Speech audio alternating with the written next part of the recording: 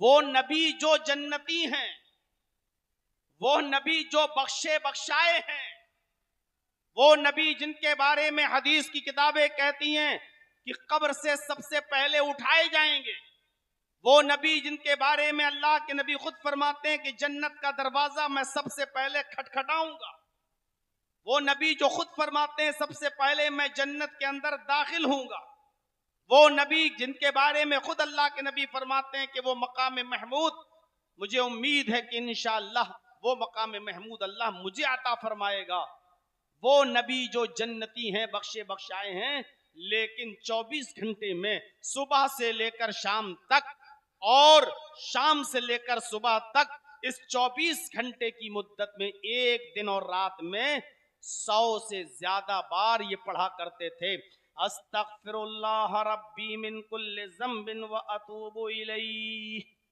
मुस्लिम शरीफ की रिवायत पर गौर कीजिए, ये 100 से ज्यादा बार अल्लाह के नबी पढ़ा करते थे। अस्तगफिरुल्लाह रब्बी, मैं मग़फ़िरत तलब करता हूं अल्लाह से जो मेरा रब है, मिन कुल्लि ज़म्बिन, हर गुनाह से, व अतूबु इलैहि, और उसी की तरफ मुझे रुजू करना, उसी की तरफ हमें रुजू, उसी की तरफ हमें लौटना, उसी की तरफ हम रुजू करते हैं। एक दिन में 100 से ज्यादा बार नबी ये दुआ पढ़ रहे हैं। ये हल्की सी जो आंधी और हल्की सी जो बारिश, जो आज हम इसका मंजर देखते हैं और अपने घरों की तरफ भागने की तैयारी करते हैं, इस तरीके के जब हालात अल्लाह के नबी के जमाने में हुआ करते थे तो खुद अल्लाह के रसूल अपना घर छोड़कर मस्जिद की तरफ भागा करते थे, और सहाबाए किराम भी अपने मकान, अपने घर छोड़कर मस्जिद की तरफ भागा करते थे, इस डर से कि पहले जमाने की उम्मतें आंधी तूफान और पत्थरों की बारिश से हलाक व बर्बाद हुई, कहीं ये पत्थरों का अजाब कहीं हमारे ऊपर ना आ जाए, ये आंधी ये तूफान कहीं हमारी रुसवाई और हमारी बर्बादी का जरिया ना बन जाए। वो मस्जिदों की तरफ भागा करते थे और अल्लाह से मग़फ़िरत तलब किया करते थे। ये खौफ खुदा का आलम था। हम जरा सोचें कि हम एक दिन में कितनी मर्तबा अल्लाह से मग़फ़िरत तलब करते हैं। अबू बकर सिद्दीक अल्लाह के नबी सल्लल्लाहु अलैहि वसल्लम से फरमाते हैं, आए अल्लाह के नबी मुझे कोई ऐसी दुआ बताइए कि जिस दुआ को पढ़कर मैं अपने गुनाहों से मग़फ़िरत मांगता रहूं, मैं अपनी मग़फ़िरत तलब करता रहूं अल्लाह से। बुखारी की रिवायत, अल्लाह के नबी सल्लल्लाहु अलैहि वसल्लम से जब अबू बकर सिद्दीक ने कहा कि मुझे ऐसी दुआ बताइए कि जिस दुआ को मैं पढ़ता रहूं और मेरी मग़फ़िरत हो जाए, अल्लाह से मग़फ़िरत तलब करता रहूं, तो अल्लाह के नबी ने अबू बकर को जो दुआ सिखलाई वो दुआ ये है, आए अबू बकर तुम ये दुआ पढ़ते रहा करो, उड़ते बैठते चलते फिरते ये दुआ पढ़ते रहा करो, अल्लाहुम्मा इन्नी ज़लमतु नफ्सी ज़ुल्मन कसीरा वला यग़फ़िरुज़्ज़ुनूबा इल्ला अंत फ़ग़फ़िरली मग़फ़िरतम मिन इंदिका वरहमनी इन्नका अंतल गफ़ूरुर रहीम। ये दुआ बताइए अल्लाह के नबी जनाब मोहम्मद रसूलुल्लाह, वो उठते बैठते चलते फिरते ये दुआ पढ़ते थे। हम ये दुआ नमाज में पढ़ते हैं, अगर याद है तो सोचिए। अल्लाह के नबी सल्लल्लाहु अलैहि वसल्लम उनको ये दुआ बता रहे हैं कि अबू बकर तुम हर वक्त ये दुआ पढ़ो, अल्लाहुम्मा इन्नी ज़लमतु नफ्सी, आय अल्लाह मैंने अपने नफ्स के ऊपर बहुत ज्यादा जुल्म किया है, वला यग़फ़िरुज़्ज़ुनूबा इल्ला अंत, मेरे इन गुनाहों को तेरे अलावा कोई माफ नहीं कर सकता। अबू बकर जो जन्नती हैं, और एक बार नहीं, अल्लाह के नबी ने अपनी जिंदगी में 8 बार हजरत अबू बकर सिद्दीक से कहा था कि अबू बकर तुम जन्नती हो, अबू बकर तुम जन्नती हो, अबू बकर तुम जन्नती हो। जिनके पास जन्नत में जाने का सर्टिफिकेट मौजूद हो, अल्लाह के नबी ने इसी दुनिया में जिनको जन्नत का सर्टिफिकेट दे दिया हो, वो अबू बकर ये कह रहे हैं, वला यग़फ़िरुज़्ज़ुनूबा इल्ला अंत, मेरे इन गुनाहों को तेरे अलावा कोई बख्शने वाला नहीं, कोई माफ नहीं कर सकता। जो बख्शे बख्शाए हैं, जो जन्नती, वो ये कह रहे हैं। हाल क्या है?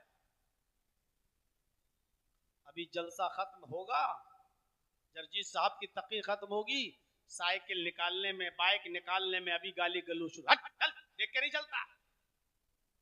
यही जलसे में क्या सुना, जलसे के बाद ही उसका रिजल्ट पता चल जाएगा आपको। और फजर की अजान के बाद आपकी मस्जिद बता देगी कि इस जलसे का कितना फर्क पड़ा है और क्या असर हुआ है। अबू बकर सिद्दीक ये दुआ पढ़ रहे हैं, वला यगफिरुज़्ज़ुनूबा इल्ला अंत फग़फिर ली मग़फ़िरतम मिन इंदिक। ऐ अल्लाह मुझे अपने पास से बख्श दे। ये मग़फ़िरत की दुआ मांग रहे हैं, मग़फ़िरत तलब कर रहे हैं।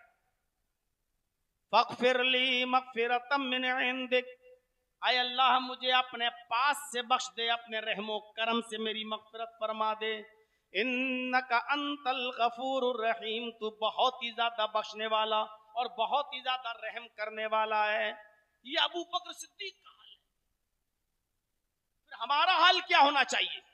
मैंने दो वाक़े सुनाए, एक अल्लाह के नबी का जो 24 घंटे में दिनों रात में 100 से ज्यादा बार ये दुआ पढ़ते थे, अस्तगफिरुल्लाह रब्बी मिन कुल्लि ज़ंबिन व अतूबु इलैह, 100 से ज्यादा बार मग़फ़िरत तलब करते थे। और एक अबू बकर सिद्दीक जो उठते बैठते चलते फिरते हैं, अल्लाहुम्मा इन्नी ज़लमतु नफ्सी ज़ुल्मन कसीरन वला यग़फ़िरुज़्ज़ुनूबा इल्ला अंता फ़ग़फ़िर ली मग़फ़िरतम मिन इंदिका वरहमनी इन्नका अंतल गफ़ूरुर रहीम। ये दुआ पढ़ते थे और मग़फ़िरत तलब करते थे। अल्लाह ने क्या कहा? सारिउ इला मग़फ़िरतिम मिन रब्बिकुम व जन्नतिन, लोगों अपने रब की मग़फ़िरत की तरफ जल्दी करो, अपने रब की मग़फ़िरत की तरफ दौड़ो। दिन भर में कितनी मर्तबा मग़फ़िरत तलब करते हो? मेरे भाइयों, 5 वक्त की नमाज की अगर हम पाबंदी कर लें तो इसी में आप देख लीजिए कि आप अपने रब से कितनी मर्तबा मग़फ़िरत मांगोगे। एक दिन में कितनी मर्तबा मग़फ़िरत की दुआ हो गई।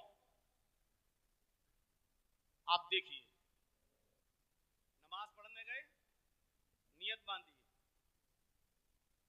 अल्लाहु अकबर, जैसे ही आपने नमाज पढ़ने के ये यहां जो नियत बांधी, यहीं से मग़फ़िरत मांगना शुरू हो गया। हम दुआ क्या पढ़ते हैं? सुब्हानकल्लाहुम्मा व बिहम्दिका व तबारक अस्मुका व तआला जद्दुका व ला इलाहा गैरुक, ये दुआ हम पढ़ते हैं। जबकि अल्लाहु अकबर कहने के बाद जो सबसे बेहतर और सबसे अफजल जो दुआ है वो हमें याद ही नहीं। अल्लाह के नबी सल्लल्लाहु अलैहि वसल्लम जो दुआ पढ़ा करते थे, तकबीर तहरीमा के बाद वो दुआ ये हुआ करती थी, अल्लाहुम्मा बाइद बैनी व बैना खताया कमा बअदत बैनल मशरिक वल मगरिब, अल्लाहुम्मा नक्किनी मिनल खताया। पूरी दुआ आप याद करिए और एक एक लफ्ज पर गौर कीजिए आप। अल्लाहुम्मा बाइद बैनी व बैना खताया कमा बअदत बैनल मशरिक वल मगरिब, आय अल्लाह मेरे और मेरे गुनाहों के दरमियान इतनी दूरी पैदा कर दे। क्या दुआ मांग रहे हैं आप, लेकिन याद होगी तब तो। अल्लाहुम्मा बाइद, आय अल्लाह दूर कर दे, दूरी पैदा कर मेरे और मेरे गुनाहों के दरमियान, बैनी वो बैन खताया, मेरे और मेरे गुनाहों के दरमियान इतनी दूरी पैदा कर दे, इतनी दूरी पैदा कर दे, कमा बअदत बैनल मशरिक़ी वल मगरिब, जितनी दूरी पूरब के और पश्चिम के दरमियान है, मशरिक और मगरिब के दरमियान है। मशरिक की कोई इंतहा है, पूरब की कोई इंतहा? आप चले जाइए पूरब में आपको छोर नहीं मिलेगा, आप चले जाइए पश्चिम में कोई छोर नजर नहीं आएगा, कोई इंतहा नहीं है, कोई हदबंदी नहीं है।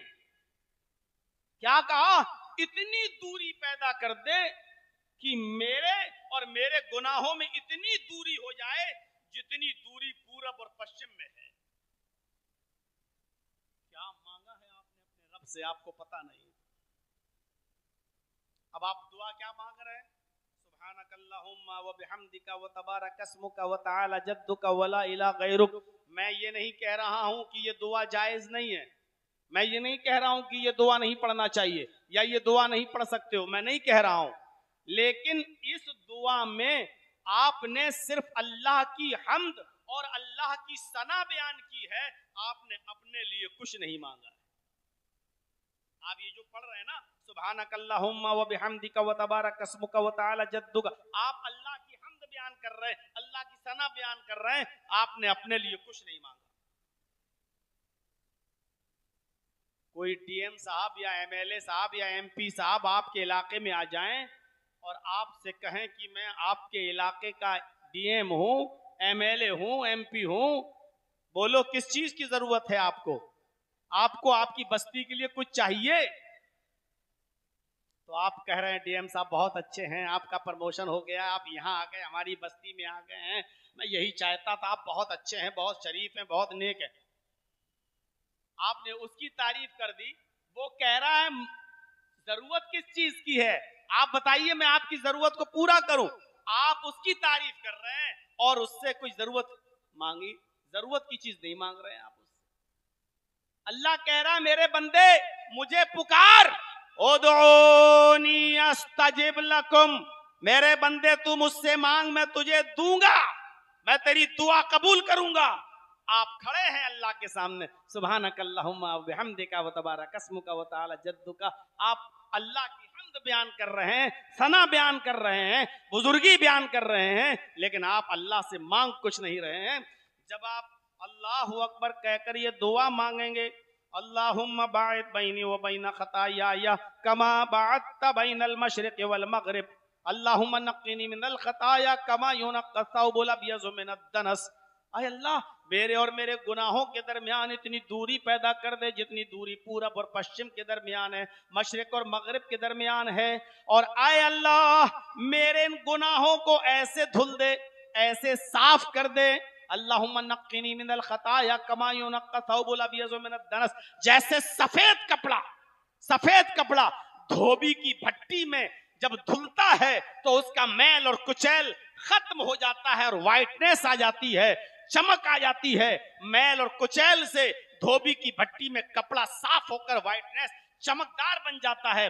आय अल्लाह मेरी जिंदगी को भी मेरे गुनाहों से ऐसे ही चमकदार बना दे और मेरी जिंदगी से मेरे गुनाहों को ऐसे ही धुल दे जैसे गंदे कपड़े से मैल और कुचैल दूर हो जाता है और वो व्हाइट कपड़ा चमकने लगता है।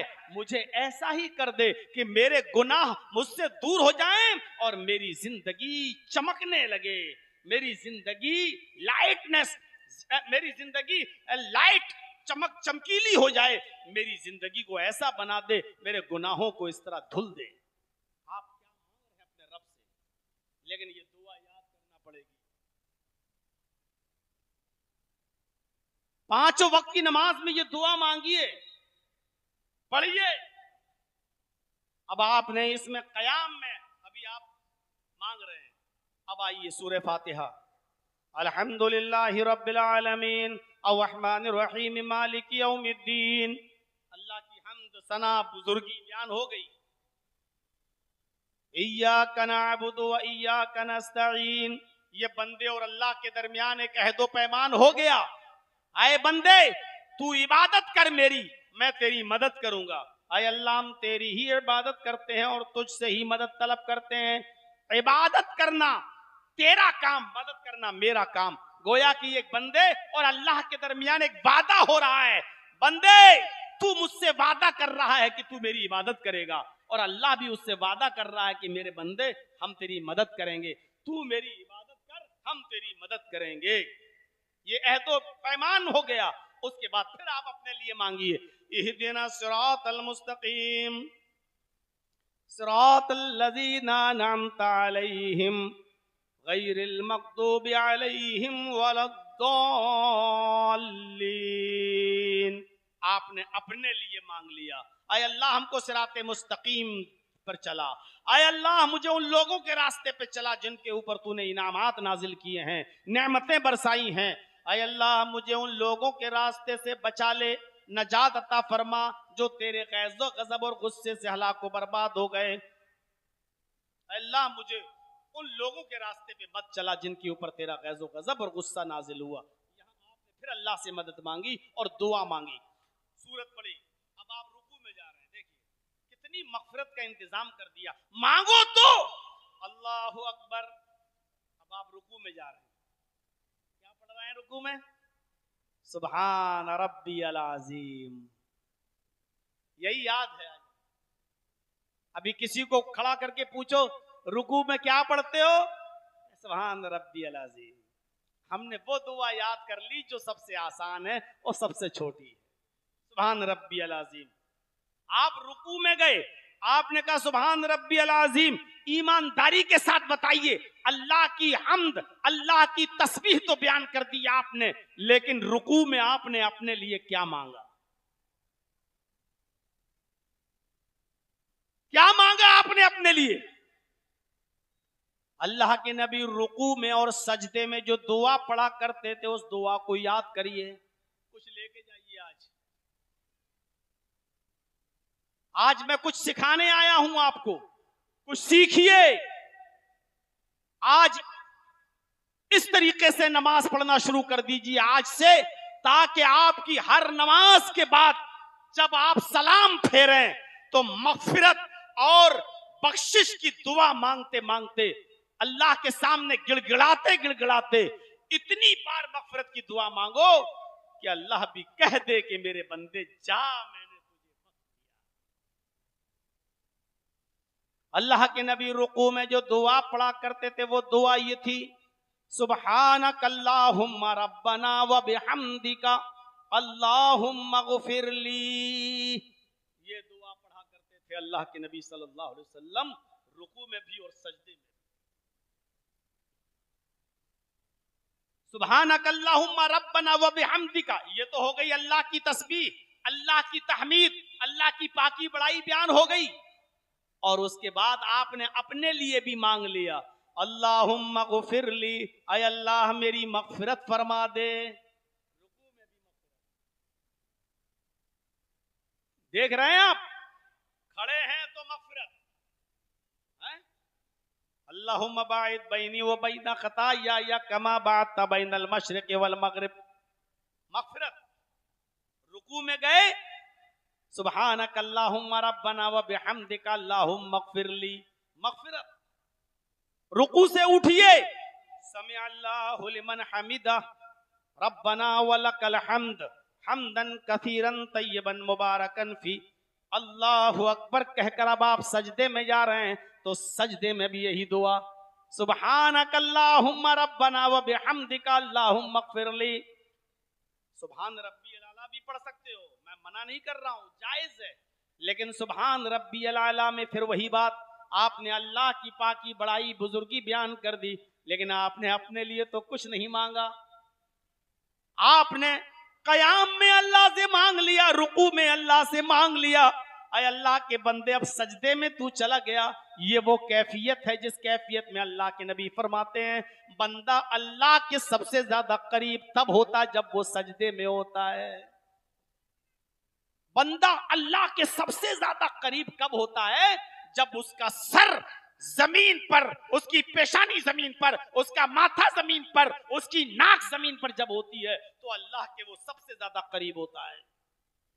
इस मौके पर जमीन पर नाक रगड़ते हुए, अपनी पेशानी को जमीन पर रखते हुए अपने रब को मना ले, अपने रब को मना ले और दुआ पढ़, सुब्हानक अल्लाहुम्मा रब्बना व बिहम्दिका अल्लाहुम्मा ग़फ़िरली।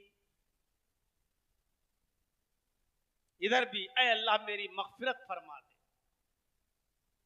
पढ़िए 3 बार, 4 बार, 5 बार, 3 तक तो गिनती आपको याद रखना है, कम से कम 3 बार, और 3 के बाद फिर कोई लिमिट नहीं है। वो हदीस इंतहा दर्जे की ज़ईफ रिवायत है जिसमें कहा जाता है 3 बार, 5 बार, 7 बार, 9 बार, वो रिवायत ज़ईफ है। 3 बार तक तो आपको गिनती गिनना है, सुभान रब्बिल अज़ीम, सुभान रब्बिल अज़ीम, सुभान रब्बिल अज़ीम, या सुभानक अल्लाहुम्मा रब्बना व बिहम्दिक अल्लाहुम्मा इग़फिरली, सुभानक अल्लाहुम्मा रब्बना व बिहम्दिक अल्लाहुम्मा इग़फिरली, सुभानक अल्लाहुम्मा रब्बना व बिहम्दिक अल्लाहुम्मा इग़फिरली। इसके बाद भी अगर आप पढ़ना चाहें तो पढ़ें, लेकिन अब कोई गिनती की लिमिट नहीं है। 4, 5, 6, 7, 8 जितना हो जाए आप पढ़ सकते हैं, कोई कबाहत नहीं है। तो मेरे साथियों, मैं बताना ये चाह रहा हूं, अब जमात के साथ आप नमाज पढ़ेंगे तब तो आप शायद 3 बार भी न पढ़ सकें। सुभानक अल्लाहुम्मा रब्बना व बिहम्दिका अल्लाहुम्मा इग़फिरली, मांगने के अंदाज में पढ़ेंगे ना, तोते वाले रटे हुए अल्फाज नहीं। सुभानक अल्लाहुम्मा रब्बना व बिहम्दिका अल्लाहुम्मा इग़फिरली, सुभानक अल्लाहुम्मा रब्बना व बिहम्दिका अल्लाहुम्मा इग़फिरली। ये मांगना कहां है? ये तो मजाक उड़ा रहे हो। तो ऐसा लग रहा है जैसे डीएम के सामने खड़े होकर कहने लगे कुआं दे दो, एक सड़क दे दो, एक पत्थर, एक ये दे दो, एक वो दो। आप ऐसे बोलते चले जा रहे हैं। आप उससे मांगेंगे तो यही कहेंगे ना, डीएम साहब हमारे यहाँ सड़क बहुत खराब है, सड़क का इंतजाम कर दीजिए। हमारे यहाँ समर नहीं है, समर का इंतजाम कर दीजिए। आप धीरे धीरे उससे एक एक चीज मांगेंगे ना, तो आप अपने रब के सामने जब खड़े हो तो मांगने के अंदाज में मांगिए। ऐसे सुब्हानक अल्लाहुम्मा रब्बना व बिहम्दिका अल्लाहुम्मा इग़फिरली, इस तरीके से मांगिए ताकि लगे कि आप मांग रहे हैं, शर्मिंदा हैं, नादिम हैं, अल्लाह के सामने गिड़गिड़ा रहे हैं, अपनी आजिज़ी का ऐलान कर रहे हैं और उसके हाकिम होने का ऐलान कर रहे हैं, अपने बंदे और उसके माबूद होने का ऐलान कर रहे हैं, अपने फकीर और उसके गनी होने का ऐलान कर रहे हैं। इस अंदाज से मांगिए आप। अच्छा, कितनी मर्तबा मग़फ़िरत? क़याम में भी मग़फ़िरत, रुकू में भी मग़फ़िरत, सजदे में भी मग़फ़िरत। अब सजदा करके उठेंगे, अल्लाहु अकबर, अब दूसरा सजदा करने से पहले फिर मग़फ़िरत की दुआ। अल्लाह के नबी ने कितना मजबूत ताल्लुक जोड़ दिया है कि एक बंदा, मेरा उम्मती, अल्लाह से इतनी बार मग़फ़िरत की दुआ मांगे कि अल्लाह भी कह दे कि मेरे बंदे जा, मैंने तुझे बख्श दिया। अब दोनों सजदों के बीच में क्या पढ़ते हैं? सही मुस्लिम की रिवायत, दोनों सजदों के बीच में जो दुआ पढ़ी जाती है वो क्या है? रब्बिग़फिरली और रब्बिग़फिरली। 3 बार नहीं है, यहां 2 बार पढ़ेंगे। क्या? रब्बिग़फिरली और रब्बिग़फिरली। इसका तर्जुमा भी क्या है? आए मेरे रब मुझे बख्श दे, आए मेरे रब मेरी मग़फ़िरत फरमा दे। दोनों सजदों के बीच में भी आप मग़फ़िरत मांग रहे हैं अल्लाह से। अब सोचिए, क़याम में भी मांग चुके, रुकू में भी मांग चुके, सजदे में भी मांग चुके, सजदे के बीच में, दोनों सजदों के बीच में भी आप मांग चुके। और रब्बिग़फिरली रब्बिग़फिरली ये मुस्लिम की रिवायत है, लेकिन दूसरी हदीसों में ये दुआ भी आई है, अगरचे बाज़ मुहद्दिसीन ने इसमें कलाम भी किया है। अगर साथ में ये दुआ भी पढ़ लें तो सोने पे सुहागा। क्या दुआ है! अरे आज कुछ सीखो, ये दुआ भी याद कर लो, रब्बिग़फिरली रब्बिग़फिरली। उसके बाद ये दुआ भी पढ़ लो, हो सके तो अल्लाहुम्मा ग़फिरली वरहमनी वहदीनी वआफ़िनी वरज़ुक़नी। आपको पता नहीं आपने अपने रब से क्या क्या मांगा है। आपने अपने रब से क्या क्या मांगा आपको पता नहीं है। बस हम पढ़ लेते अल्लाहुम्मा ग़फ़िरली वरहमनी वहदनी वआफ़िनी वरज़ुक़नी, बस हमें पता ये दुआ है बस। लेकिन आपने मांगा क्या है सोचिए। अल्लाहुम्मा ग़फ़िरली, आय अल्लाह मेरी मग़फ़िरत फरमा दे, वरहमनी, पूरी दुनिया मेरे ऊपर जुल्म करना चाहती है, आय अल्लाह तू मेरे ऊपर रहम फरमा दे। आपके पड़ोसी ने आपकी जमीन पर कब्जा कर लिया, 2 गज 2 फीट जमीन पर कब्जा कर लिया। आपके पास इतना पैसा नहीं कि आप मुकदमा लड़ सकें, आप गरीब आदमी हैं, आप दुआ मांगिए, वरहमनी, आय अल्लाह मेरे ऊपर रहम फरमा। सारी दुनिया मेरे ऊपर जुल्म करना चाहती है, तू मेरे ऊपर रहम फरमा दे। वहदीनी, मुझे हिदायत अता फरमा। कोई इधर बुलाता है, कोई उधर बुलाता है, कोई अपनी तरफ खींचता है, कोई कहता है कि मेरी तरफ आ जाओ। अरे अल्लाह, मैं जाऊं तो कहां जाऊं?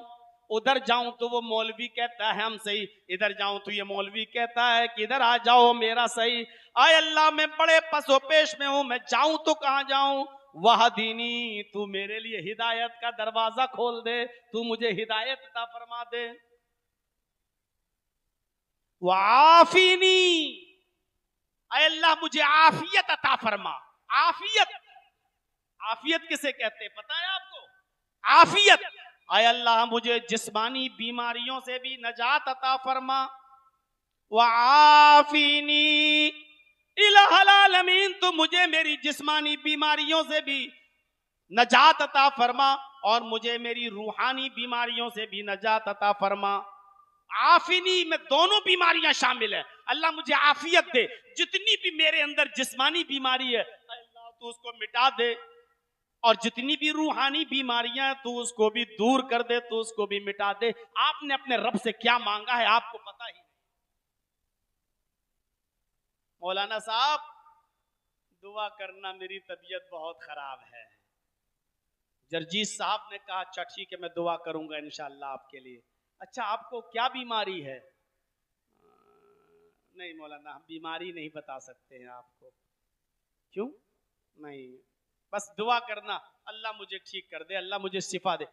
अच्छा ये बताओ, जब तक तुम अपनी बीमारी बताओगे नहीं तो मैं दुआ कैसे करूंगा? अरे कोई बीमारी है, तुम्हें बुखार है, तो मैं कहूंगा अल्लाह उसको बुखार है, उसके सेहत अता बताओगे नहीं तो हम दुआ कैसे करेंगे? मुझे बताओ ना क्या बीमारी है। आप बताना नहीं चाह रहे हैं, क्यों? क्योंकि आपने अपनी जवानी में बहुत गलत काम किए हैं, अय्याशियां की हैं, मक्कारियां की हैं। आपको एड्स की बीमारी हो चुकी है, खतरनाक बीमारी में आप मुलव्वस हैं, लेकिन आप बताना नहीं चाहते हैं। जर्जीस को नहीं बता सकते हो, मत बताओ, लेकिन अल्लाह के सामने तो तुम्हारी बीमारी छिपी हुई नहीं है, उसको तो पता है, इसलिए जर्जीस से छुपा सकते हो। लेकिन मस्जिद में जाओ, नमाज पढ़ो तो ये दुआ मांग लो, वाफिनी, अल्लाह मुझे जो भी जिस्मानी बीमारी है तो मुझे अता फरमा दे। आपने बताया भी नहीं और अल्लाह जानता है कि तुम्हें क्या बीमारी है और तुम क्या मांगना चाह रहे हो। आपकी वो बीमारी से अल्लाह आपको नजात अता फरमाएगा। गौर करो मेरे भाइयों, आपने क्या मांगा अपने रब से दोनों सजदों के बीच में? वाफिनी, आय अल्लाह, मुझे कैंसर है, मुझे नजात अता फरमा। मुझे टीबी है, नजात अता फरमा। अल्लाह मुझे एड्स से नजात अता फरमा। आय अल्लाह, मैं लाइलाज बीमारियों में मुब्तला हूं, तो मुझे आफियत दे, मुझे जिस्मानी बीमारियों से नजात अता फरमा। और सिर्फ जिस्मानी ही नहीं, रूहानी बीमारियों से भी हमें नजात दे, रूहानी बीमारियां भी हमारी ठीक कर दे। रूहानी बीमारी क्या है? रूहानी बीमारी, मेरा मकान 2 मंजिल, मेरे पड़ोसी ने 3 मंजिल बना लिया है। आय अल्लाह, इसका घर 3 मंजिल कैसे बन गया है?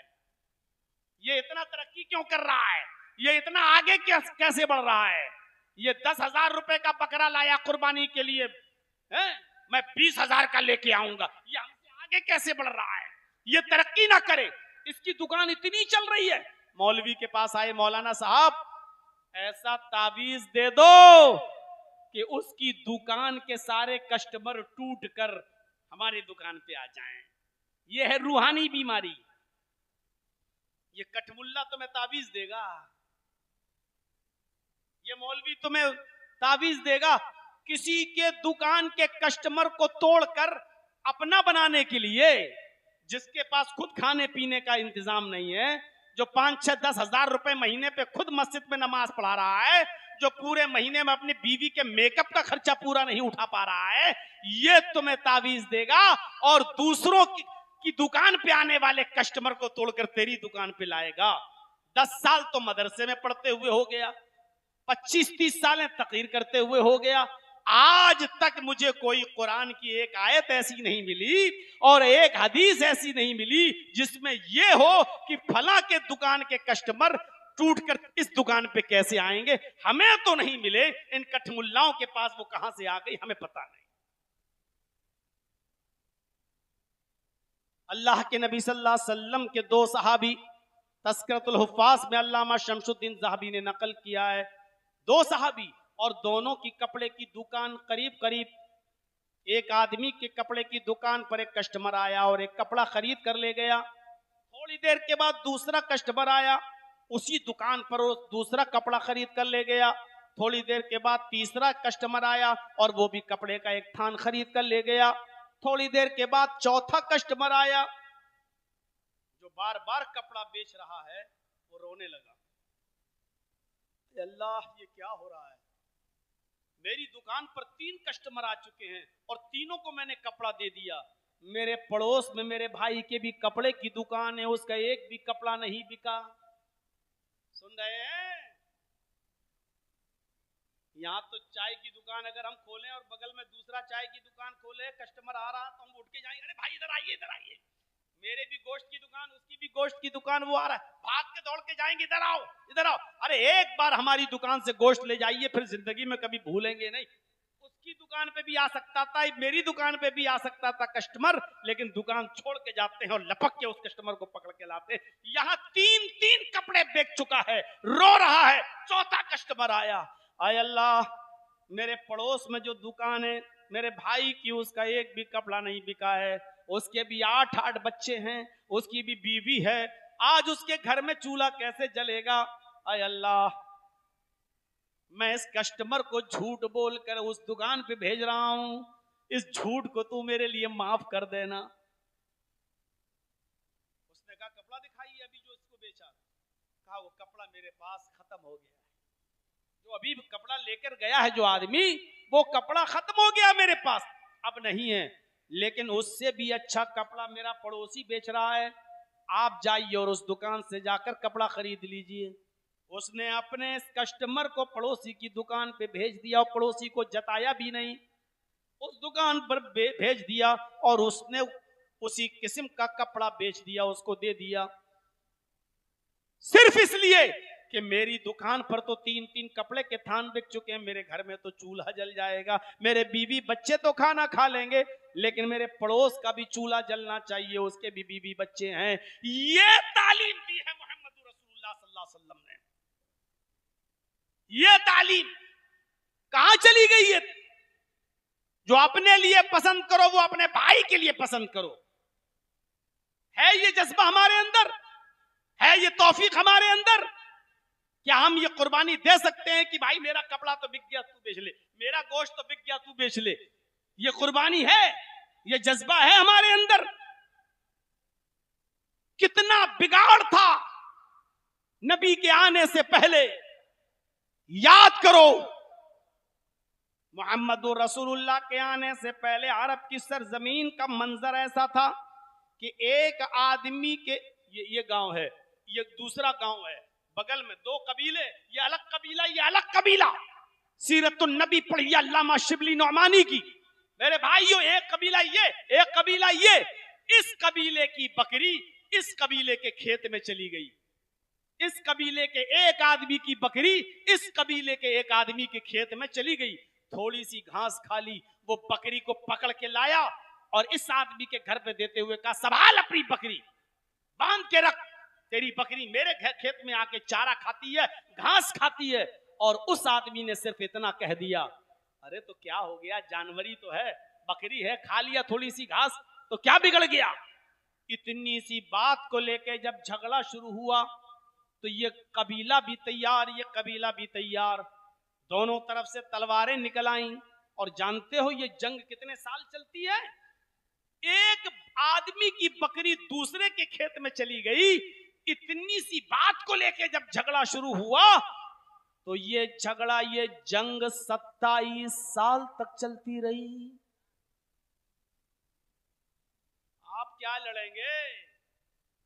सिर्फ मियां मिट्ठू बने होते हैं कि बड़े बाप की औलाद हैं। हाँ, हमसे पहले साइकिल निकाल के दिखा, हमसे पहले अपनी गाड़ी निकाल के दिखा, मैं पहले आया हूं, पहले। आप क्या लड़ेंगे? इतनी सी बात को लेकर झगड़ा शुरू हुआ तो 27 साल तक झगड़ा चला। कितने साल तक? 27 साल तक। और 27 साल के बाद जब दोनों तरफ से मरने वालों की तादाद गिनी गई तो आप ताज्जुब करेंगे। बकरी तो जिंदा रही, लेकिन जिस बकरी की वजह से झगड़ा हुआ 27 साल में दोनों तरफ से मरने वालों की गिनती गिनी गई तो गिनती हुई 40,000। एक बकरी के घास खा लेने की वजह से झगड़ा 27 साल तक चला। और दोनों तरफ से मरने के वालों की तादाद कितनी हुई? 40,000। और फिर भी झगड़ा खत्म नहीं हुआ। इसी बीच मोहम्मद रसूलुल्लाह सल्लल्लाहु अलैहि वसल्लम नबी होने का ऐलान करते हैं। आपने इस्लाम की दावत दी, इस्लाम की तबलीग करना शुरू की। ऐसी अज्झड़ और ऐसी जाहिल और ऐसी बदतमीज कौम को जब आपने भाई भाई का दर्स दिया, इनको जब भाईचारा सिखलाया, तो जानते हो यही एक दूसरे की दुश्मन कौम एक बकरी की वजह से 40-40 हजार आदमी मर जाएं और फिर भी झुकने के लिए तैयार न हो। 27 साल तक जंग लड़ते हो और झुकने का नाम न लेते हो। अल्लाह के रसूल ने इनको जब तालीम दी तो जानते हो ये कैसे बन गए। जंग यरमूक के अंदर 2-3 सहाबी जख्मी पड़े हुए हैं और लेटे हुए हैं, जख्म से कराह रहे हैं। एक सहाबी पानी लेकर एक जख्मी सहाबी के पास जाता है और उसको पानी देता है, लो मेरे भाई पानी पी लो।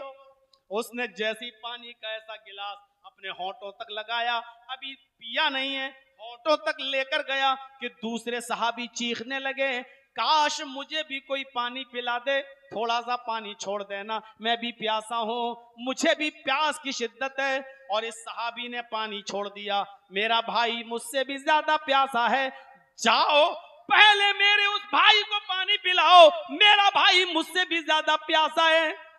वो सहाबी जो पानी लेकर गए थे, इस सहाबी को छोड़ के दूसरे जख्मी सहाबी के पास जाते हैं, लो तुम पानी पियो। उनको उठाते हैं, तब तक तीसरा चीखने लगता है कि थोड़ा पानी मुझे भी दे देना, अगर बच जाए, मैं भी प्यासा हूं और प्यास की शिद्दत मुझे भी लग रही है। दूसरे ने तीसरे की तरफ रेफर कर दिया, नहीं हम नहीं पिएंगे पानी, मेरा भाई मुझसे भी ज्यादा प्यासा है।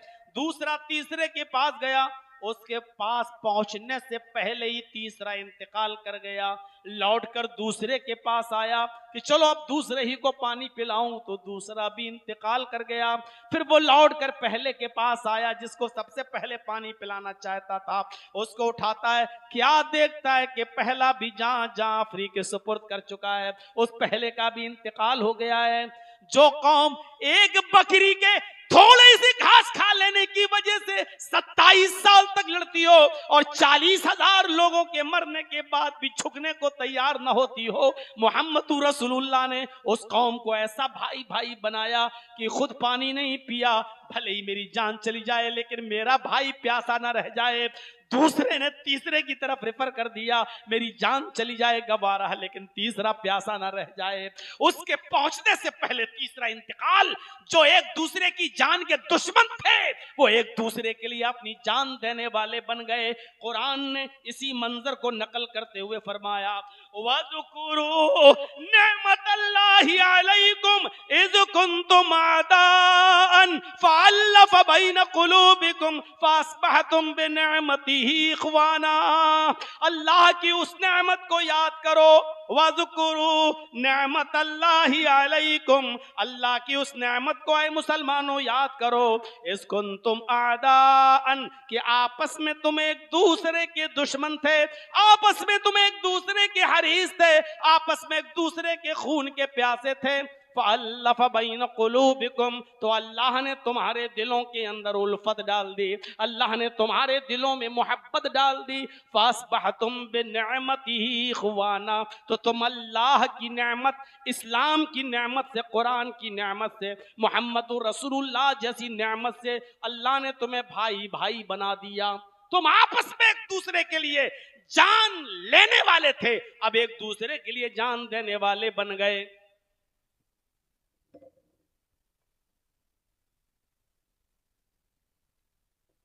दूसरे के लिए तुम जान देने वाले बन गए।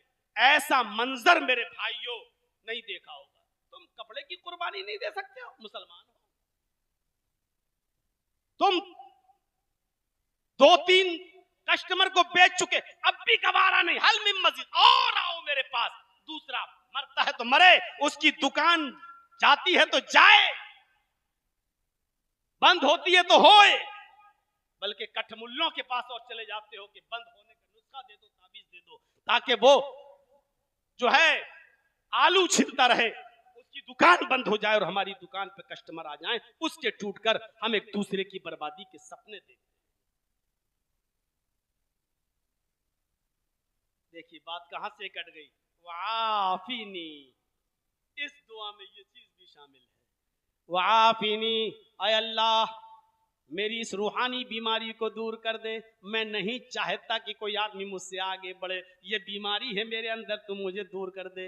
ऐ अल्लाह मैं इससे जलता हूं, ये मुझसे अच्छा कपड़ा कैसे पहनता है, ये मुझसे अच्छा खाना कैसे खाता है, ये मुझसे ज्यादा तरक्की कैसे कर रहा है, इसकी 2-2 फैक्ट्रियां कैसी चल रही हैं। ऐ अल्लाह मैं नहीं चाहता हूं कि ये कामयाब हो, ये बीमारी मेरे अंदर है, इस बीमारी से भी तू ही हमें नजात अता फरमा। ये दुआ शामिल है।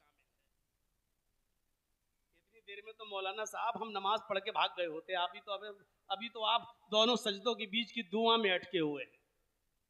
हम आपको कुछ सिखा रहे हैं आज कि आप सोचो कि आप मांगते क्या हो अपने रब से और सीखो मांगना। अच्छा इतनी दुआएं मांगने के बाद अब कोई बहस करेगा, फर्ज नमाज के बाद दोनों हाथ उठा के दुआ मांगना कैसा है, इमाम के साथ मांगना कैसा।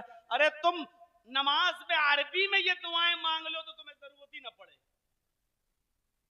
नबी की बताई और सिखाई हुई दुआएं पढ़ लो तो तुम्हें बाद में पढ़ने की दुआ क्या मांगोगे तुम बाद में। अस्सलाम वालेकुम रहमतुल्लाह, अस्सलाम वालेकुम रहमतुल्लाह, अल्लाहुम्मा आमीन।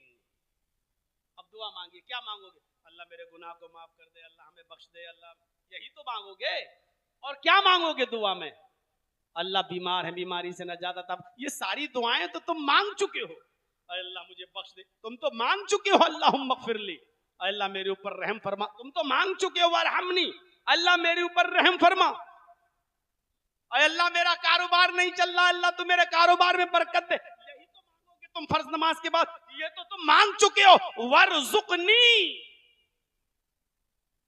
वाफ़िनी के बाद वरज़ुक़नी, अल्लाहुम्मा ग़फ़िरली वरहमनी वहदीनी वआफ़िनी वरज़ुक़नी। ऐ अल्लाह तू मुझे रिज़्क़ हलाल अता फरमा। रिज़्क़ अल्लाह से मांगो, और अल्लाह अगर किसी को रिज़्क़ देना चाहे तो दुनिया का कोई कठबुल्ला किसी का छीन लेगा? दुनिया में कोई किसी का कुछ बिगाड़ लेगा? अब आपने नमाज के अंदर दोनों सजदों के बीच में रिज़्क़ उससे मांगा जो बगैर हिसाब व किताब के रिज़्क़ देने पे कादिर है। वरज़ुक़नी, ऐ अल्लाह तू मुझे रिज़्क़ अता फरमा। आपने रिज़्क़ मांगा है उससे, अब रिज़्क़ का इंतजाम अल्लाह करेगा तेरे लिए।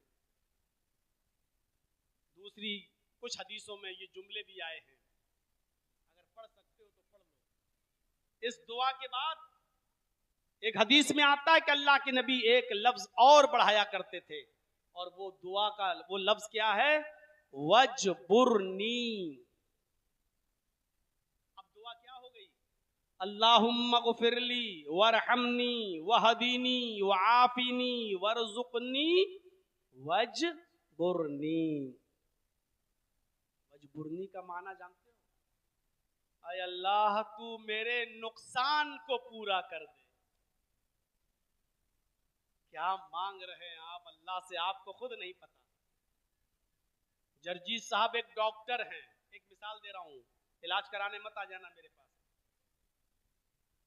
एक मिसाल दे रहा हूं, जरजीत साहब एक डॉक्टर हैं, बेहतरीन सर्जन हैं।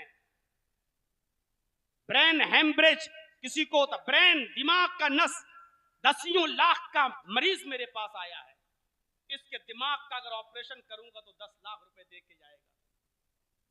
जरजीत साहब ने कहा ठीक है, रिपोर्ट देखी, ठीक है इसका ऑपरेशन होगा और मैं ऑपरेशन कर दूंगा। चलो इसको ले आओ। उसको आईसीयू के अंदर एडमिट कर लिया, ऑक्सीजन लगा दिया। इतने में आजान की आवाज आती है, अल्लाह अकबर अल्लाह अकबर। जर्जी साहब ने उस मरीज के रिश्तेदारों से कहा, आप बैठिए, मैं नमाज पढ़ के आता हूं और नमाज पढ़ने के बाद मैं इसका ऑपरेशन शुरू कर देता हूं। उसने कहा, साहब मेरे मरीज की हालत सीरियस है, जल्दी से उसको ऑपरेशन थिएटर में ले जाओ, ओटी में, और ऑपरेशन कीजिए, आप नमाज बाद में पढ़ लीजिएगा। अरे डॉक्टर मैं हूं, मैं जानता हूं, ऑक्सीजन इसको मिल रहा है, अभी इसका कुछ नहीं होगा, मैं जा रहा हूं, अभी नमाज पढ़ के आता हूं। मैं उस मरीज को छोड़कर, जो 10 लाख का मरीज है, मैं नमाज पढ़ने के लिए चला जाता हूं। मैंने इत्मीनान के साथ नमाज पढ़ी और नमाज पढ़ने के बाद जब मैं अपने हॉस्पिटल आया तो क्या देखता हूं कि मरीज के रिश्तेदार अपना मरीज उठा कर ले गए, चले गए किसी दूसरे हॉस्पिटल में और वहां जाकर उसका ऑपरेशन कराने लगे। 10 लाख रुपए का जो नुकसान जर्जी साहब का हुआ, अब ये नुकसान की चिंता जर्जीस को नहीं होनी चाहिए, इसलिए कि जर्जी साहब मस्जिद के अंदर अभी ये मांग कर आए हैं दुआ, वजबुरनी, आय अल्लाह तेरी इबादत में जो वक्त मैंने निकाला है, इसमें जो नुकसान मेरा हुआ है, उस नुकसान को तू पूरा कर दे।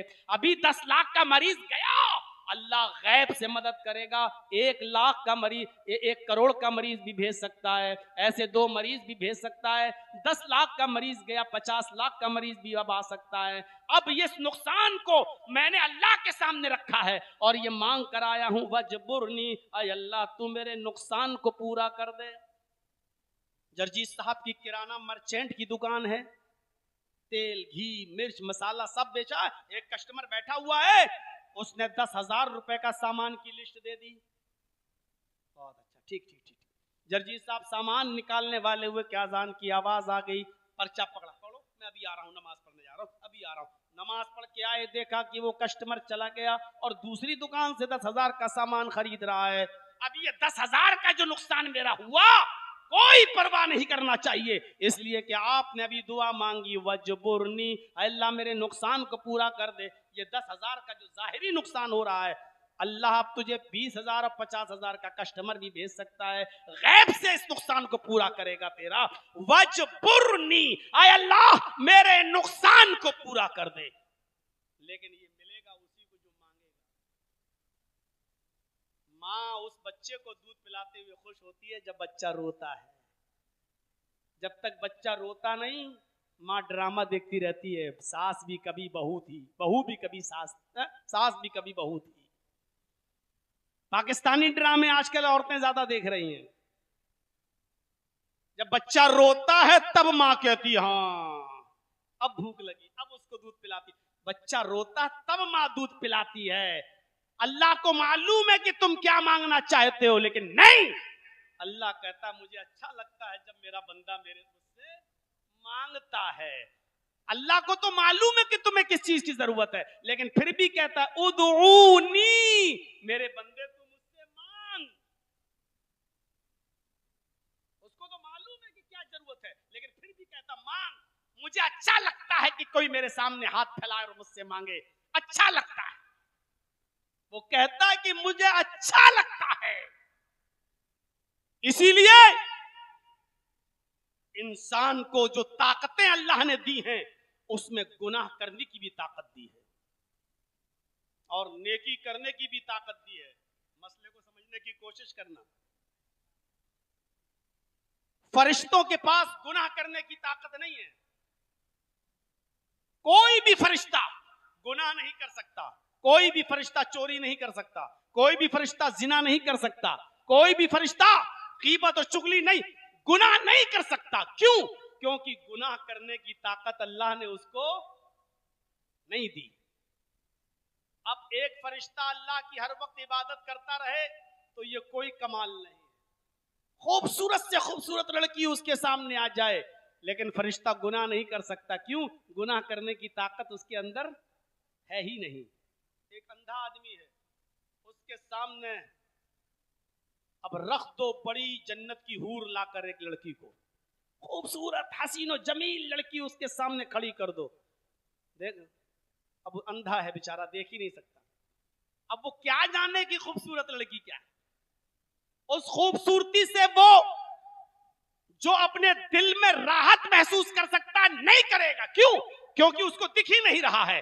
अब अंधा किसी लड़की को नहीं देख रहा है तो इसमें क्या कमाल है? क्या कमाल है? कोई कमाल है? अरे तू अंधा इसलिए नहीं देख रहा। कमाल तो यह है कि देखने की ताकत होने के बावजूद जब नजर पड़ जाए तो नजर झुका लो, क्योंकि ताकत थी देखने की, लेकिन आपने अपने आप को बचा लिया। ताकत थी गुनाह करने की, बार बार उस लड़की को देखने की, लेकिन आपने अपने आप को बचा लिया। यह कमाल है। फरिश्ते अगर रोजा रख ले तो कोई कमाल नहीं। क्या कमाल है? फरिश्ते खाते ही नहीं है, फरिश्ते तो पीते ही नहीं है, ना पानी पीते ना खाना खाते। अब फरिश्ते ना खाना खाते ना पानी पीते, अगर वो रोजा रख ले तो क्या कमाल है? कोई कमाल है? कोई कमाल नहीं है। क्यों? अरे वो तो खाते ही नहीं है, रोजा रख लिया तो क्या कमाल है? कमाल तो यह है कि मई और जून की सख्त गर्मी, मजदूरी और रिक्शा चलाने का काम आप कर रहे हैं, प्यास की वजह से आपके होठों पे पपड़ियां जम रही हैं, इसके बावजूद आप रोजा रखे हुए हैं। ताकत है पानी पीने की, लेकिन अपने आप को बचाए हुए हैं। यह है मेन चीज। इसीलिए इंसानों का दर्जा फरिश्तों से बुलंद है। क्यों? फरिश्तों ने तो जन्नत देखी है, जहन्नम देखी है। अब वो 24 घंटे अल्लाह की इबादत करते रहे तो कोई कमाल नहीं। एक बंदे ने ना जन्नत देखी, ना जहन्नम देखी, ना फरिश्ते देखे, ना अल्लाह को देखा, फिर भी इबादत कर रहा है, जहन्नम से डर रहा है। इस इबादत का जो सवाब उसको मिलेगा वो फरिश्तों को उनकी अपनी इबादत का सवाब नहीं। और एक बात और सुन लीजिए, यही है इंसान का कमाल। गुनाह करने की ताकत नहीं है, लेकिन फिर भी अपने आप को गुनाह से बचा रहा है। यह है इख्तियार। ऐ मेरे बंदे, मैंने तुझे शराब पीने का भी इख्तियार दिया है और उससे बचने का भी इख्तियार दिया है। जुआ खेलने का भी इख्तियार दिया है, जुए से बचने का भी इख्तियार दिया है। जिना करने का इख्तियार भी दिया और जिना से बचने की ताकत भी दी है। हमने तुझे दोनों ताकतें दी हैं, गुनाह करने की भी और इबादत करने की भी। और तुझे मैंने बता भी दिया कि ये सही है, ये गलत, ये सच है, ये झूठ, ये हक है, ये बातिल। अब देखता हूं कि तू किस रास्ते पे चलता है। ये मैंने तुझे इख्तियार दे रखा है। अब बंदा अपने इन दोनों पावर में कौन सी पावर का चॉइस करता है, ये बंदे के ऊपर है, ये बंदे के ऊपर है। इसलिए अल्लाह को ऐसी मखलूक की जरूरत नहीं थी जो 24 घंटे इबादत करती रहे और अल्लाह से दुआ मांगती रहे और उससे कोई गुनाह ना हो और बस इबादत ही में पड़ी रहे। ऐसी मखलूक की जरूरत नहीं थी। ऐसी मखलूक तो अल्लाह के पास पहले से मौजूद थी। फरिश्ते जो 24 घंटे अल्लाह की इबादत में लगे रहते हैं, उसकी नाफरमानी नहीं करते। अल्लाह को ऐसी इबादत करने वाली मखलूक की जरूरत ही नहीं थी। अल्लाह को ऐसी मखलूक पैदा करना थी जिसके पास गुनाह करने की भी ताकत हो और इबादत करने की भी ताकत हो। वो इबादत भी करे और उससे गुनाह भी हो, और जब गुनाह हो जाएं तो वो अपने रब से अपने गुनाहों की माफी भी मांगे और उसका रब उसके नदामत और शर्मिंदगी से गिरने वाले आंसुओं पर उसको बख्श भी दे। अल्लाह को ऐसे मखलूक को पैदा करना था, इसलिए उसने इंसान को पैदा किया है, हमें और आपको पैदा किया है। और सारी दुनिया का इंसान अगर फरिश्ते बनने की कोशिश करेगा और चाहे हमसे कोई गुनाह ना हो तो ऐसा हो ही नहीं सकता। और अगर कोशिश किया तो अल्लाह उस कौम को हलाक को बर्बाद कर दे। पूरा नेक बनने की कोशिश कर रहा है, एक भी गुनाह नहीं। ऐसी मखलूक तो थी मेरे पास। जब तू इबादत ही इबादत कर रहा है तो हमसे मांगेगा क्या? मग़फ़िरत कैसे मांगेगा? अल्लाह कहता है कि मैं उस कौम को हलाक को बर्बाद कर दूंगा।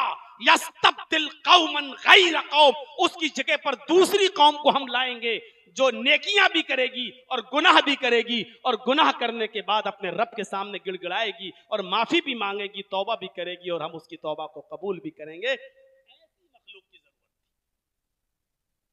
इसीलिए तो नमाज में बार बार बताया जा रहा, मगफिरत मांगो, अल्लाहुम्मा ग़फ़िरली वरहमनी वहदिनी वआफ़िनी वरज़ुक़नी वजबुरनी।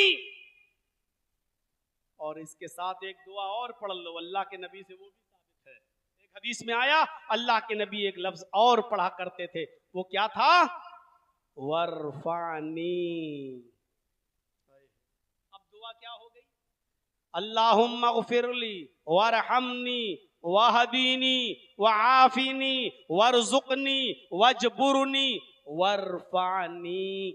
वरफ़ानी मतलब, आय अल्लाह मेरे स्टेटस को बुलंद कर दे, अल्लाह मेरी इज्जत को बुलंद कर दे, मेरी इज्जत में 4 चांद लगा दे।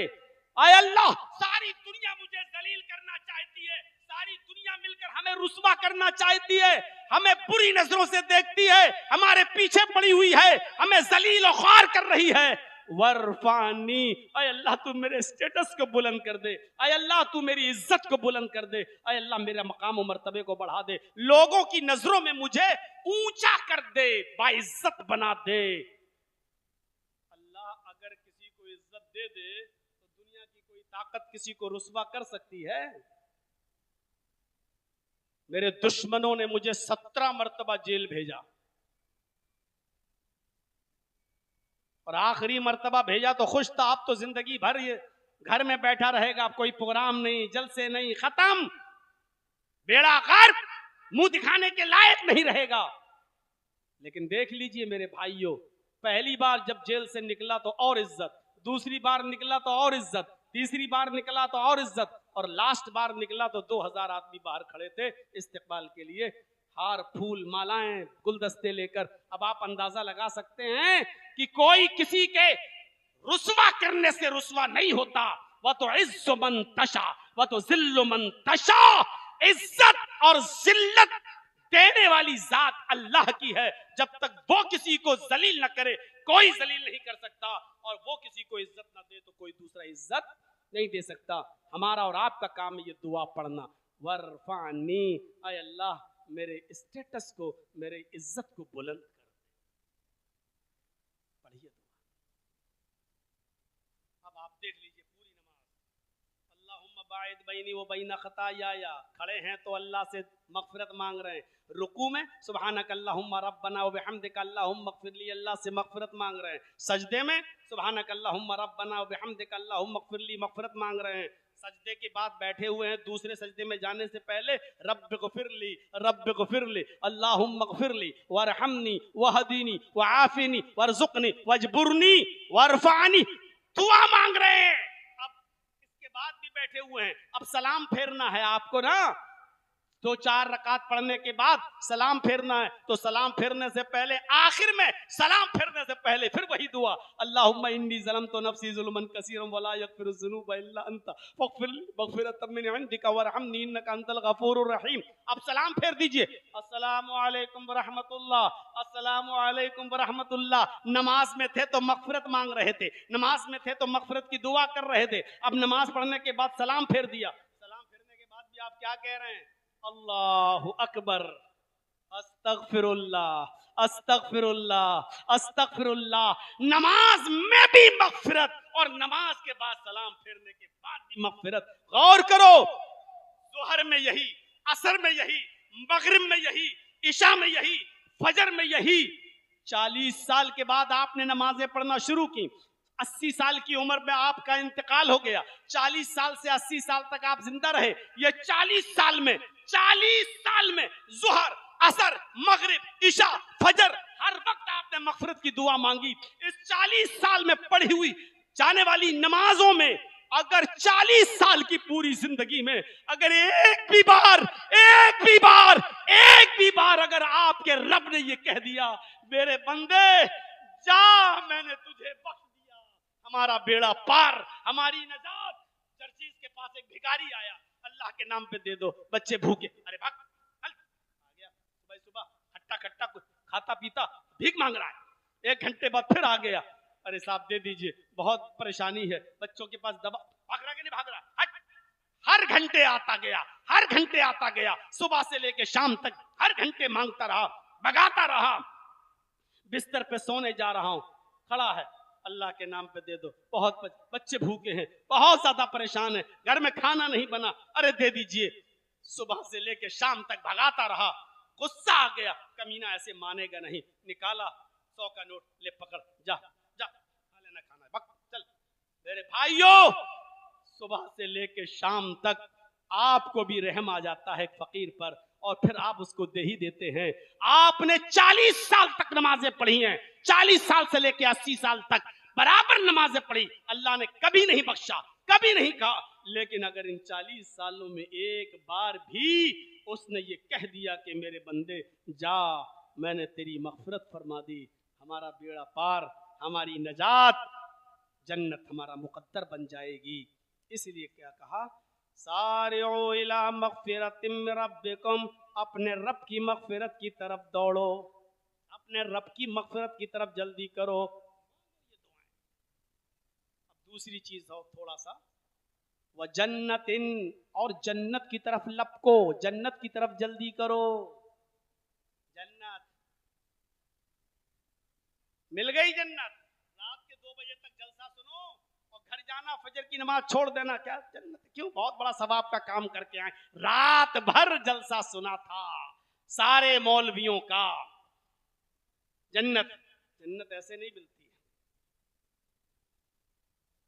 जन्नत इतनी आसान नहीं है, तो बहुत आसान, लेकिन इतनी आसान भी नहीं कि बस कुछ ना करो और मिल जाए।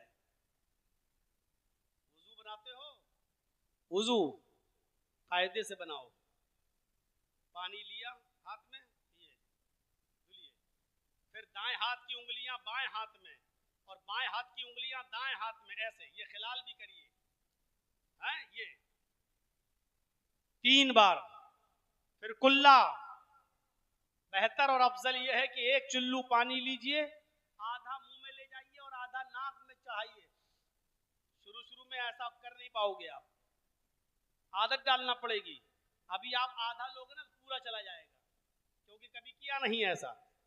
सही तरीका वुजू का यही है, एक चिल्लू पानी लिया, आधा मुंह में आधा नाक में चढ़ाइए, दाएं हाथ की उंगली से दांतों को मलिए, रगड़िए और पानी थूक दीजिए, कुल्ला कीजिए, और ये वाली उंगली बाएं हाथ की और अंगूठा दोनों नाक में डालिए ऐसे। उसके बाद अंगूठे से ये नथुना दबाइए बायां और झाड़िए कस के नाक, कस के, मैं करूंगा नहीं, यहाँ मौसम खराब है, जोर से झाड़िए, फिर ये पकड़िए उंगली से ऐसे दबाइए, फिर झाड़िए, फिर दोनों हाथ से ये नाक साफ करिए। इसी तरह फिर दूसरी बार, मैं कटियार में एक मस्जिद है बाटा चौक में, वहाँ मुसाफिर खाने में ठहरा हुआ था, तो एक नमाज पढ़ने का टाइम हुआ तो मस्जिद में गया, मैं वुजू बना रहा था, मेरे बगल में एक लड़का आया वहीं पर, और वुजू बनाते बनाते हमसे पूछने लगा, मौलाना साहब कितनी रकात निकल गई? मैंने कहा पता नहीं, शायद 2 निकल गई होगी, तीसरी चल रही शायद, बस इतना मैंने कहा। उसने मारा जल्दी से कर, उसकी 2 मिल गई, और मैं उसको देखता चला, मैं ऐसे हाथ धुल रहा था, मैं देखता चला कि कर क्या रहा, वुजू बनाया और जल्दी से चला गया, उसको 2 मिल गई, लेकिन वुजू उसका बिल्कुल बेकार था। और मैंने जब तक वुजू बनाया पहुंचा तो मेरी तीसरी रकात भी निकल गई थी, चौथी हमें मिल पाई। तो ऐसा वुजू नहीं चाहिए कि पट-पट मारा जल्दी से, मुंह धुला के नहीं धुला। मा मिनकुम मिन अहदिन यतवज़्ज़उ फयुहसिनुल वुजू, जिसने वुजू बनाया और अच्छा वुजू बनाया, अच्छी तरीके से, जैसे अभी हम बता रहे हैं, तुम क़ाल, अच्छी तरीके से वुजू बनाने के बाद फिर उसने ये दुआ पढ़ी, अशहदु अल्ला इलाहा इल्लल्लाह व अशहदु अन्ना मुहम्मदन अब्दुहु व रसूलुहु। वुजू की इतनी ही दुआ है बस। तिरमिज़ी में और भी अल्फाज आए हुए हैं, कोई पढ़ना चाहे तो पढ़ सकता है, अल्लाहुम्मा जअलनी मिनत तव्वाबीन व जअलनी मिनल मुतत्तहिरीन, पढ़ सकते हो, जायज़ है, मैं नाजायज़ नहीं कह रहा हूँ। लेकिन मैं मुस्लिम शरीफ की जो हदीस आपके सामने पढ़ रहा हूँ, इस हदीस में वुजू की इतनी ही दुआ आई है, अशहदु अल्ला इलाहा इल्लल्लाह व अशहदु अन्ना मुहम्मदन अब्दुहु व रसूलुहु। जिसने वुजू बनाया अच्छी तरीके से और उसके बाद ये दुआ पढ़ ली, अल्लाह के नबी फरमाते हैं ला फुतिहत लहू अब्वाबुल जन्नत समानिया, उसके लिए जन्नत के 8 दरवाजे खोल दिए जाते हैं। जन्नत के 8 दरवाजे, कौन बनाएगा ऐसा वुजू? जब मुअज्जिन कहे अल्लाहु अकबर तो आप भी कहो अल्लाहु अकबर। जब मुअज्जिन कहे अशहदु अल्ला इलाहा इल्लल्लाह तो आप भी कहो अशहदु अल्ला इलाहा इल्लल्लाह। अल्लाह के नबी कहते हैं जब मुअज्जिन कहे इज़ा क़ाल अल मुअज्जिन अशहदु अन्न मुहम्मदर रसूलुल्लाह फ़क़ूलू अशहदु अन्न मुहम्मदर रसूलुल्लाह। जब मुअज्जिन कहे अशहदु अन्न मुहम्मदर रसूलुल्लाह तो तुम भी उसके जवाब में बोलो अशहदु अन्न मुहम्मदर रसूलुल्लाह। जब मुअज्जिन कहे हय्या अलस सलाह तो तुम भी उसके जवाब में बोलो ला हौला वला कुव्वता इल्ला बिल्लाह। जब मुअज्जिन कहे हय्या अलल फलाह तो तुम उसके जवाब में कहो ला हौला वला कुव्वता इल्ला बिल्लाह। जब मुअज्जिन कहे अल्लाहु अकबर तो उसके जवाब में तुम भी कहो अल्लाहु अकबर। जब मुअज्जिन कहे ला इलाहा इल्लल्लाह तो उसके जवाब में आप भी कहो ला इलाहा इल्लल्लाह। जिसने मुअज्जिन के इन कलमात को दोहराया, जिसने मुअज्जिन के इन कलमात को दोहराया तुम क़ाल और उसके बाद ये दुआ पढ़ ली अल्लाहुम्मा रब्ब हाज़िहि दावति ताम्मा वस्सलातिल क़ाइमा आति मुहम्मदनिल वसीला वल फजीला वबअसहु मक़ामम महमूदा अल्लज़ी वअदता। जिसने ये दुआ पढ़ ली अजान के बाद अल्लाह के नबी फरमाते हैं हुल्लत लहू शिफाअती यौमल क़यामा, क़यामत के दिन इस आदमी के लिए मेरी शिफाअत हलाल कर दी जाएगी। कितना भी बड़ा गुनाहगार हो वो जहन्नम के दरवाजे पर भी खड़ा होगा फिर भी अल्लाह उसके लिए उसकी शिफाअत को मेरे लिए हलाल कर देगा और मैं उसकी सिफारिश करके उसको जन्नत में ले जाऊंगा। मेरे भाइयों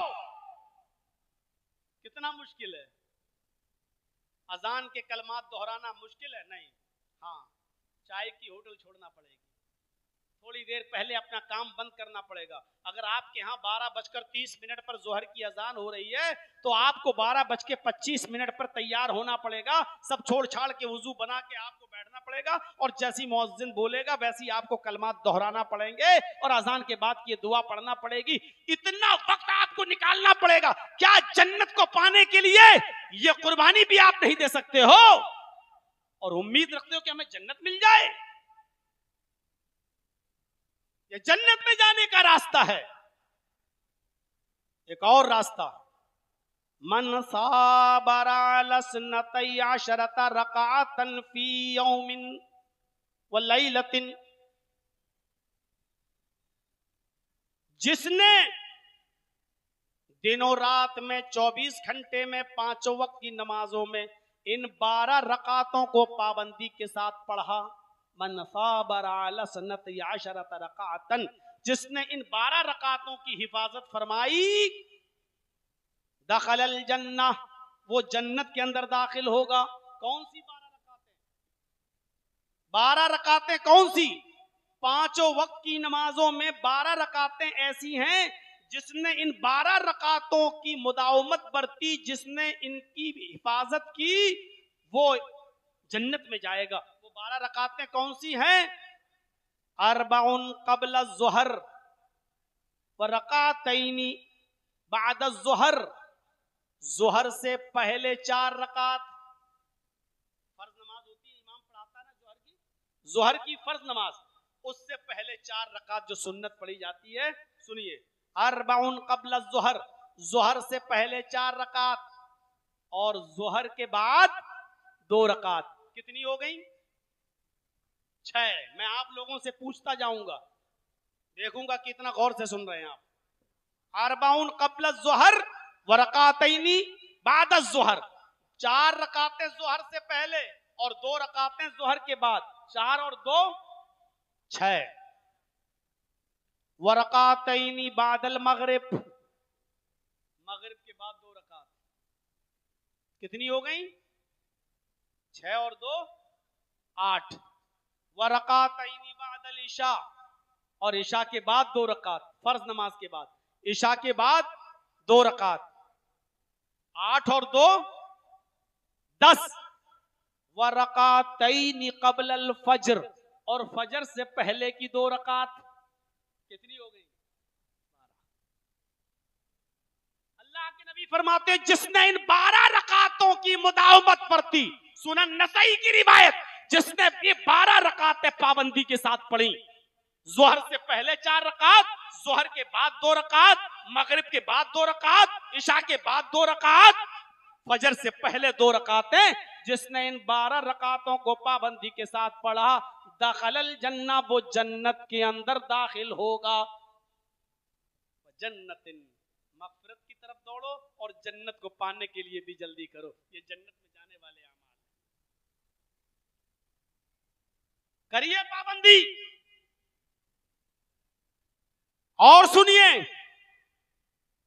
मन करा आयतल कुर्सी बाद सलातिल मक्तूबती लम यमनअहु मिन दुखूलिल जन्नति इल्लल मौत। जिसने हर फर्ज नमाज के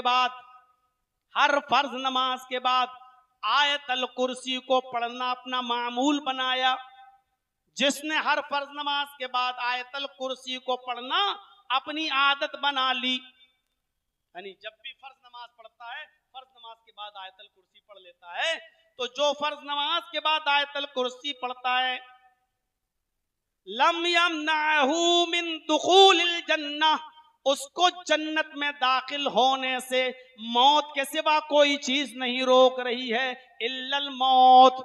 उसको जन्नत में जाने के लिए मौत के सिवा कोई चीज नहीं रोक रही है। यानी वो आदमी इसलिए जन्नत में अभी नहीं गया क्योंकि वो जिंदा है, मरेगा फौरन जन्नती।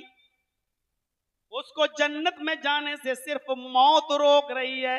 अल्लाह के नबी का मकसद बताने का मकसद यह है कि ये जन्नत में ले जाने वाला अमल है। समझ लो कि तुम मरे और जन्नत में दाखिल हो गए, ये जन्नत में जाने वाला अमल है सबके लिए। हमारी मां बहनें आई हैं, जरा सुने।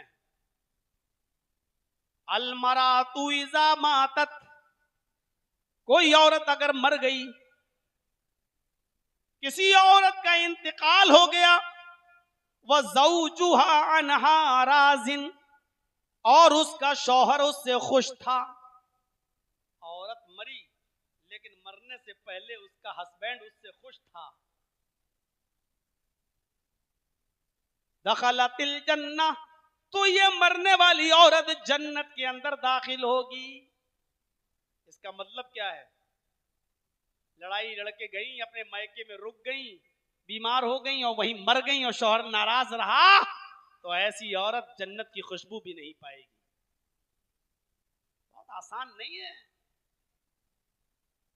अल्लाह के नबी सल्लल्लाहु अलैहि वसल्लम से एक बार हजरत फातिमा लड़के चली आई थी, हजरत अली से। कौन? बेटी नबी की, अली की बीवी फातिमा अली से लड़के चली आई। किसी बात पे हो गया, मियाँ बीवी हैं, बर्तन खटकते हैं, कनक थोड़ी सी किसी बात पे नोक झोंक हो गई और गुस्से में हजरत अली का घर छोड़ के अल्लाह के नबी के घर में, अपने मायके में, अपने नबी के पास चली आई।